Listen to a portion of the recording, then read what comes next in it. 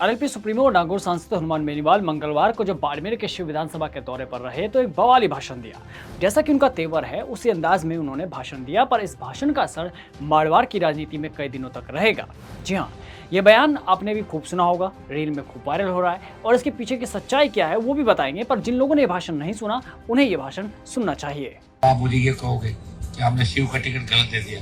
मैं तो सही दे रहा था, निर्दलीय मेरे पास आया था और मैंने कहा ज्वाइन करो पार्टी। बोले कर रहा हूँ, पेशाब करके आ रहा हूँ 5 मिनट। उसके बाद नहीं आया वापस। फिर कुछ तीसरा चौथा पांचवा आया। अब देखिए, हनुमान बेनीवाल ने किसी का नाम नहीं लिया, लेकिन शिव जो वर्तमान में निर्दलीय विधायक रविंद्र सिंह भाटी का गढ़ माना जाता है, वहां बेनीवाल ने एक सभा के दौरान बिना नाम लिए एक निर्दलीय उम्मीदवार पर ऐसा तंज कसा कि चर्चाओं का बाजार गर्म हो गया। न सिर्फ मारवाड़ में बल्कि जयपुर में भी इसकी चर्चा होने लगी। रविंद्र भाटी के विरोधी इसे भाटी से जोड़कर देखने लगे। पर सवाल ये है कि क्या बेनीवाल का निशाना रविंद्र भाटी ही थे या कोई और निर्दलीय उम्मीदवार? इसी सवाल का जवाब हम भी खोज रहे हैं। तो ऐसे में हम शिव के चुनावी नतीजों पर भी नजर डालेंगे और उस समय की राजनीतिक घटनाक्रम को भी देखेंगे। लेकिन उससे पहले जरा ये तस्वीर देखिए जो इस चर्चित बयान पर पूर्णतः विराम लगा रही है। दरअसल इस तस्वीर में हनुमान बेनीवाल है, साथ में फतेह खान है, उम्मीदवार बेनीवाल है, चंद्रप्रकाश जानी है, तरुण राय कागा है और उम्मीदवार मेघवाल है। इस तस्वीर में जो उम्मीदवार बेनीवाल है उन्होंने पहले ही साथ छोड़ दिया था, वो सांसदी का चुनाव लड़े। खैर, बात हम शिव विधानसभा की करते हैं। शिव विधानसभा 2023 के चुनाव में कुल मिलाकर 9 प्रत्याशी थे, जिनमें से मुख्य रूप से 3 निर्दलीय प्रत्याशी मैदान में थे। पहले रविंद्र सिंह भाटी जो सबसे ज्यादा चर्चा में रहे, भाजपा से बगावत की, निर्दलीय लड़े और चुनाव जीत भी गए। दूसरे हैं फतेह खान जो इस तस्वीर में भी नजर आ रहे हैं, जो कांग्रेस से बागी होकर निर्दलीय लड़े। तीसरे हैं भूराराम जो तीसरे निर्दलीय प्रत्याशी थे। अगर चुनावी नतीजों की बात करें तो देखिए, रविंद्र सिंह भाटी को 78,726 वोट मिले थे, फतेह खान को 74,692 वोट मिले। यानी इन दोनों के बीच में कड़ी टक्कर देखने को मिली। और फतेह खान ने जिनसे बगावत की वो नेता था अमीन खान, वो तीसरे नंबर पर रहे, 54,692 वोट मिले। और स्वरूप सिंह खारा जो बीजेपी के नेता थे उन्हें मिले 22,412 वोट। और जो तीसरे माननीय निर्दलीय प्रत्याशी थे भूराराम, उन्हें मिले मात्र 2,456 वोट। रविंद्र सिंह भाटी जिन्होंने बीजेपी से बगावत की और निर्दलीय चुनाव लड़े, ये कहानी तो सबको मालूम है, पर फतेह खान की कहानी थोड़ी सी कुछ अलग है। और इस तस्वीर के वायरल होने के बाद हनुमान बेनीवाल के बयान के मायने भी अब साफ होते हुए नजर आ रहे हैं। अगर विधानसभा चुनाव के समय की बात करें तो फतेह खान बाड़मेर के शिव विधानसभा सीट से कांग्रेस का टिकट चाहते थे। हालांकि पार्टी ने उन पर भरोसा न जताते हुए वरिष्ठ नेता अमीन खान को टिकट दिया। इससे नाराज होकर फतेह खान ने पार्टी के पद और प्राथमिक सदस्यता से तुरंत इस्तीफा दे दिया और निर्दलीय उम्मीदवार के रूप में नामांकन दाखिल कर दिया।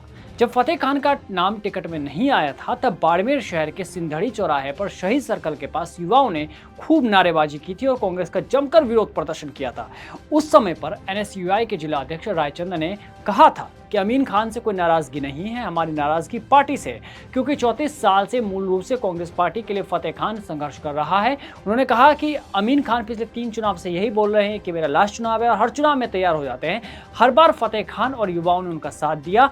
उन्होंने शिव विधायक अमीन खान, उस समय के वर्तमान जो शिव विधायक थे, अमीन खान के कार्यकाल को लेकर नाराजगी जाहिर करते हुए कहा कि फतेह खान पिछले 3 सालों से लगातार क्षेत्र के लोगों के बीच में रहे, लगातार पैरवी की, उनके टिकट कटने से युवाओं में नाराजगी है। खैर, अपनी ही पार्टी के आधिकारिक उम्मीदवार के खिलाफ चुनाव लड़ने के कारण कांग्रेस ने उन्हें पनिशमेंट भी दी। उन्हें 6 साल के लिए पार्टी से निष्कासित कर दिया गया, लेकिन कुछ ही महीनों में वापसी भी हो गई। इस वापसी पर भी आमिर खान ने नाराजगी जताई थी। पूर्व विधायक अमीन खान ने उस समय उन पर आरोप भी लगाया था फतेह खान पे कि फतेह खान की बगावत के कारण न केवल शिव बल्कि चौहटन और जैसलमेर जैसे पड़ोसी सीटों पर भी कांग्रेस को नुकसान उठाना पड़ा है। अब सियासी समीकरणों को देखें तो फतेह खान और उम्मीदवार बेनीवाल अब एक ही राजनीतिक खेमे में है, जिसके कारण हनुमान बेनीवाल अक्सर इन नेताओं पर राजनीतिक हमले करते हैं। उम्मीदवार पर तो जाहिर है कि हनुमान बेनीवाल को काफ़ी भरोसा था और यही बात है कि वो राजस्थान में किसी भी मंच पर हो उम्मीदवार और कई नेताओं का नाम लेकर तंज कसते रहते हैं। हालांकि इस बार उन्होंने फतेह खान का नाम तो नहीं लिया, पर सोशल मीडिया पर बयान के बाद ये तस्वीर जब से वायरल होने लगी, लोग इसे जोड़कर देखने लगे। अब आपकी क्या राय है आप कमेंट बॉक्स में बता सकते हैं। बता दें कि विधानसभा चुनाव के बाद पहली बार शिव पहुंचे बेनीवाल ने यहां की जनता को सीधे तौर पर जोड़ने की कोशिश की। उन्होंने कहा कि भले ही यहां से आरएलपी का प्रत्याशी नहीं जीता, लेकिन वे शिव की जनता के लिए आधी रात को भी तैयार है। बेनीवाल ने यहां तक कहा कि सड़क, पानी, स्कूल या बिजली का कोई भी काम हो, आप घबराए नहीं, भाजपा की सरकार है, लेकिन आपका भाई हर काम करवाएगा। उन्होंने विश्वास जताया कि उनके इस दौरे के बाद कल से ही क्षेत्र में बड़े बदलाव के संकेत दिखाई देंगे। अब तो बदलाव क्या होंगे, क्या बेनीवाल अब नए प्रत्याशियों की तलाश में लग चुके हैं, क्योंकि अभी पंचायत चुनाव की भी जो चर्चाएं चल रही थी उस बीच में हनुमान बेनीवाल के काफ़ी तेवर भी देखने को मिले।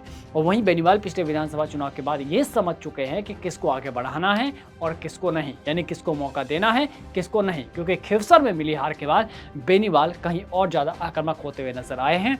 और पंचायत चुनाव से पहले बेनीवाल जिस तरह से ग्रामीण स्तर पर जुड़ रहे हैं, वाकई ये कांग्रेस और बीजेपी के लिए तो चिंता का विषय जरूर बन चुका है।